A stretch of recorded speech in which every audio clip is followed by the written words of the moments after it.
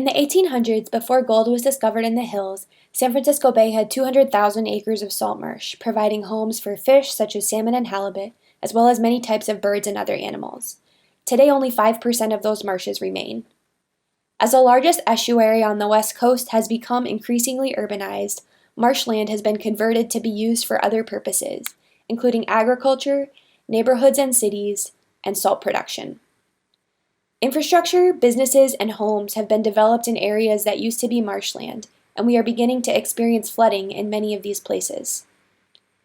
In 1998, San Francisco Creek overtopped its banks and flooded 1,700 properties in East Palo Alto, Menlo Park, and Palo Alto, costing $40 million in damages. In 2014, during a heavy storm, 200 mobile homes tucked between the highway and the bay in Redwood City were flooded. Some of the bay's more vulnerable populations have borne the brunt of these disasters. As climate change causes water levels to rise, scientists predict flooding to become worse and are working to find ways to keep our communities safe from rising waters. One possible solution uses nature to solve our problem. Marshes slow and absorb floodwaters, and scientists think we can protect from floods by restoring some of the marshes that have been lost over the past 200 years.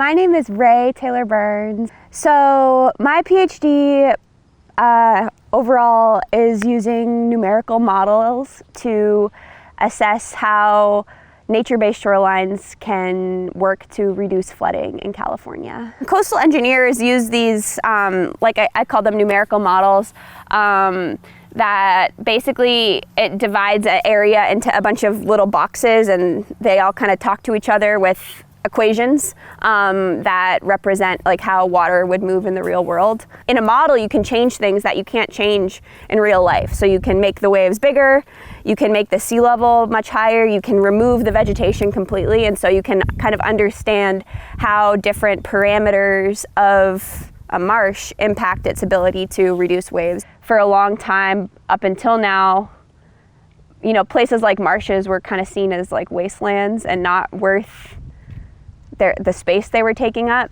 And so I feel like we're kind of learning a lesson now that these places actually are really important and we need them. Climate change is affecting everyone across the globe in different ways. And so this approach could be used in other places, and it's kind of feeding two birds with one scone.